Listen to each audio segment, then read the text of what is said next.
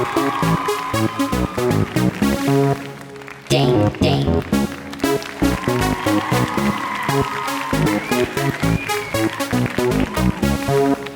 Ding, ding.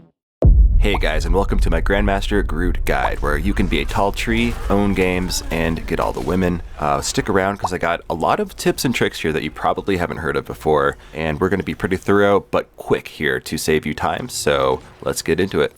So let's do a quick intro for Groot here, and then we'll get into his abilities. Groot is a mid-ranged bruiser with powerful area of denial abilities, capable of creating obstacles to protect his allies or block enemy fire. He has slightly higher health compared to other Vanguards. His primary fire, Vine Strike, extends Groot's arms to deal damage from a long range. Despite its appearance, it counts as a projectile, okay? His secondary fire, Spore Bomb, launches a projectile which splits itself into 6 smaller shards upon impact. Can deal very high damage if both the main projectile and its splinters hit the target. It has 2 damage things coming off of that. His melee attack, Furious Flora, is distinct for dealing knockback every 2 hits. It can be weaved with his Vine Strike for higher damage per second. So Vine Strike, melee. Vine Strike, melee when you're in close enough range. This will make you do more damage than if you were to just use Vine Strike. This is very important. Let's talk about his walls first because they're kind of his bread and butter, right? So his walls do damage when they're facing the enemy. As you can see here, the wall's facing the robot. But if you have just the edge facing the enemy, the wall won't strike out. At least not unless it's right, like literally right next to the enemy. So you want to have your walls kind of in areas where they are going to be facing the enemies, or most likely to be facing the enemies when they walk into an area. Now, one of the ways you can do insane amounts of damage with Groot is by getting multiple walls to attack units during team fights, you know? You don't want to just have just one wall hitting enemies. You can have all 3 of your walls, your grass walls, attacking enemies. So in a perfect world, you'd have 3 in range facing enemies. It doesn't have to be the same one, but you can see here if it is the same one, you're just going to literally delete enemies, at least squishy targets.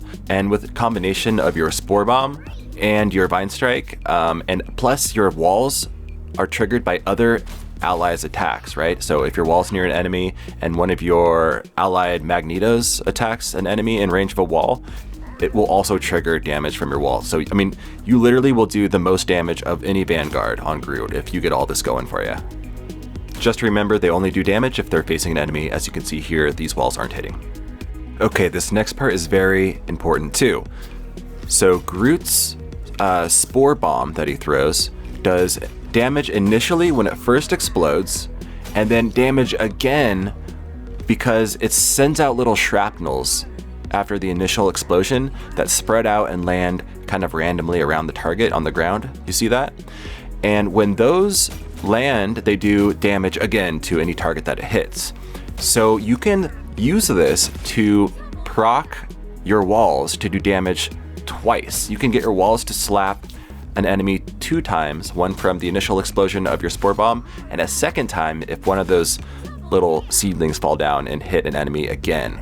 So this is just crazy damage. Now, if you add in the fact that you're using your Vine Strike, plus maybe your melee attacks, plus if you use your ultimate attack, your ultimate ability, and your allies' attacks as well are all proccing the damage, making your walls slap enemies, not just one of your walls, but maybe 2 or 3 of your walls, you're just doing an insane amount of damage. Like, it's really actually insane. Okay, the best way to get your wall to proc twice from your Spore Bomb is to put a wall behind your enemy and then throw your Spore Bomb not directly at their feet, but if you kind of throw it at your wall right above their head, that will give the correct arc from the Spore Bomb shrapnels to fall down and then hit them again, getting your wall to slap them twice. This is pretty much the best way to do it. Okay, so you can cast your ult on the ground, which will pull the enemies towards the point on the ground where you casted it, doing damage over time and binding them there for a while. Or you can cast your ult on one of your walls and it will pin the enemies to your wall, which is great because then of course your walls will be dealing damage as well. This also makes it easier for your allies to hit the enemies because they're kind of being pulled upwards towards the wall.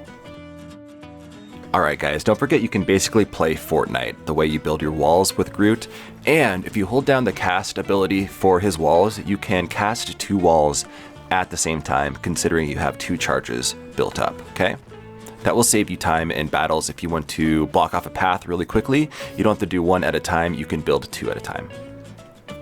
Okay, consider using these tricky walls, these sneaky walls right here.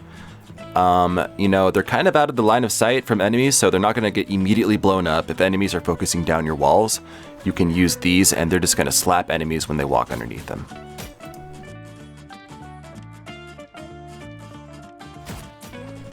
And don't forget that in a pinch, you can use your walls to climb up to higher areas and help your team get boosted, literally. Okay, so let's talk about his Ironwood walls because it's super important. His Ironwood walls give him bonus health up to 1100 HP, which is more health than any of the other Vanguards currently. He gets 40 bonus health per second that he's near his Ironwood wall. I think he has to be within 20 meters of his Ironwood wall, and he'll get 40 health per second.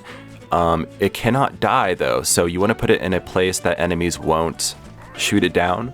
Although it is pretty healthy, it has quite a bit of health compared to its grass walls, but still, usually you're not going to want to put it in the open because enemies could destroy it and you would lose all that bonus health. You can see here that my health bar slowly ticked up, and when you leave the area of the Ironwood wall, you will slowly just tick down back to normal health. Also note that the Ironwood wall doesn't attack enemies, just the grass ones. Okay, here you can see we're starting the game, and I just wanted to point out that this is a decent spot for the Ironwood wall because they are not going to shoot it very easily, and if they do, they're going to be wasting a lot of time. So it's slowly healing me there, which you can't see as well since I'm taking damage, but that's one good use for the Ironwood wall. And I'm trying to use my grass walls here to block off the LOS from the enemy healers. You know, if they can't see the enemies, or if they can't see their allies to heal them, that's really good, and it's easy to get kills. So you're just constantly trying to block also their movement. You're trying to block them from moving backwards as they're, you know, they may not even see the walls. If you put them behind them, you know, they're backing up so they're not going to see it. And also you're blocking the healers from healing the enemy tanks. Now, if you're kind of panicking and you don't know what to do in the spur of the moment, it's not a horrible play just to put up kind of random walls between enemies without much thought, because there's a very good chance that they are going to hit enemies or be a disturbance to enemies. But the one thing you do not want to do is block off your allies from important things such as your healers from healing your other allies, or you do not want to block your allies from trying to get away to safety because, well, that's one way to get flamed in chat. So as you can see here, I'm coming into this big team fight here. I'm going to place the iron wall sort of out of the way just to get it charging, because it takes a good 6 seconds to get charged up and super healthy. And you're going to be looking for squishy targets, primarily the enemy healers, right? Or DPSs. So here I'm just kind of chasing down the enemy healers, you know, just making sure they're dead, because that is going to ensure victory for the rest of the team. And if you're in their faces, it's hard for them to heal their allies, right? Because they're just worried about trying to survive. Get good at using your Groot walls to advance into the enemies. And of course, you can use your walls to block off things like this Punisher's turret here and protect your allies. And it gives your allies room or creates space for them to move up and do their job. Alright, now like I said before, you want to get good at alternating your vine strikes and your melee attacks just back and forth when you're within melee range, because it maximizes your damage output. You just simply go back and forth, and remember your second melee attack, every other one does it knocks them up and does a little bit more damage, I'm pretty sure too. So very good to know. Also, I would consider binding your melee attack to a different button than V. If you're a PC player, the default melee button is V, and that's kind of a weird angle. Like, it's hard for me to push, right? So consider putting it on a different key for you that's easier. It's good to destroy the penny spider nests whenever possible because it really helps the team. One thing to note is that whenever you have the team up of Rocket or Jeff the Land Shark, whenever they are riding on your shoulders, they get 35% damage reduction. It does kind of make them a sticking out target for enemies to shoot, but they do have that reduction as well. So you want to be thinking about your prioritization as far as which enemies you're going after.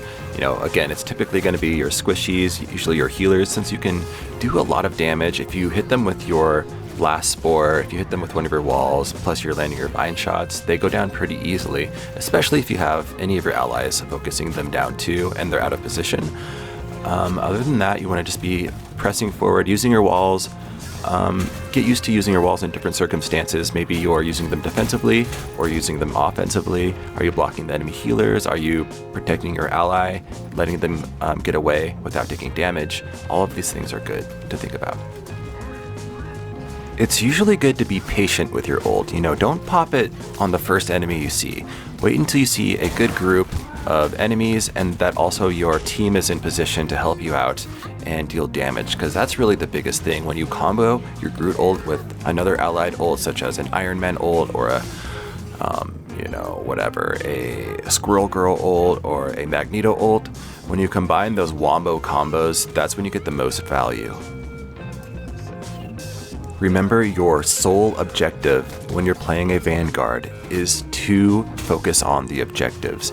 You want to be the one that's out there being aggressive, stopping them from getting anything done. You want to stop their enemy cart from pushing, you know? So run up to the enemy cart as much as you can, just stop it from moving, you know? If you're near it, it's not going to move. Don't let them get any ground. Don't make it easy for the enemy team. You want to be obnoxious. You want to be an unmovable tree. You want to be Groot. Now, I know it's fun to run off and get kills and get really flashy plays and look like a complete boss, but you got to be careful that you don't separate too far from your healer, or at least be in the line of sight or in range for them to heal you. Otherwise, you're going to look pretty stupid when you just kind of are out there dying for no reason, like I am doing on purpose, quote unquote, in that example here. All right, let's talk a little bit about Groot's cons, right? What he's not very good at. And one thing he is not good at is his mobility. He has one of the lowest mobilities in the game.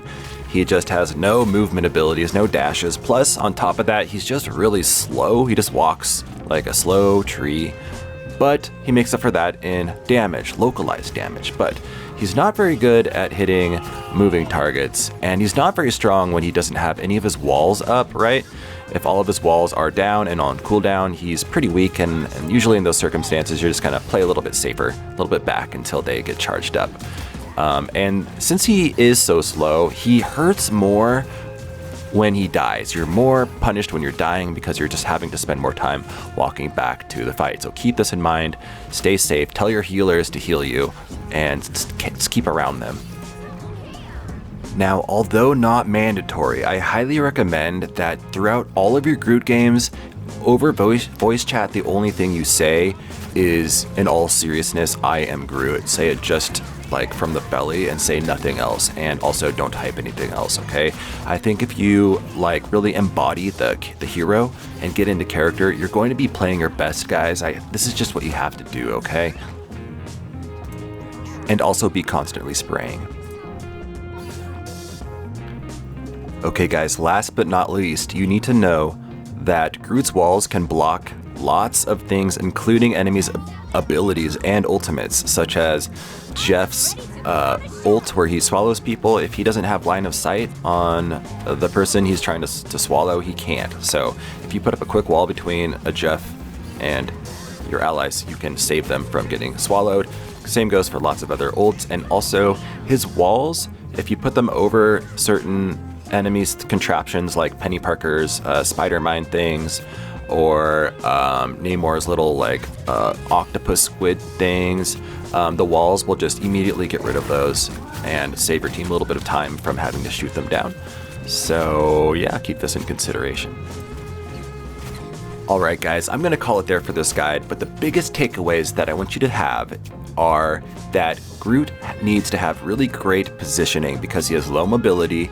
You have to make sure you're in good positioning to stay alive, stay near your healers, don't go too deep, kind of consider your whole team as a big amorphous blob, and you want to stay kind of somewhere towards the front middle of it, right? You want to be leading the pack but not too far ahead. And also just get used to using his walls and go to the practice range, watch the interactions, do them yourself so you get a good feel for it. And these are the keys for you to thrive. Groot has played all the way into the highest ELOs of the game. You know, you can play him in any rank of the game and carry very hard. He can do the most damage in the game. You can easily do more damage than your DPSs on Groot if you're having a good game, guys. Trust me. So I hope you have a lot of fun out there. This is how you play Groot in Marvel Rivals, and I hope you have a great day. Please follow me for more content, and I love you.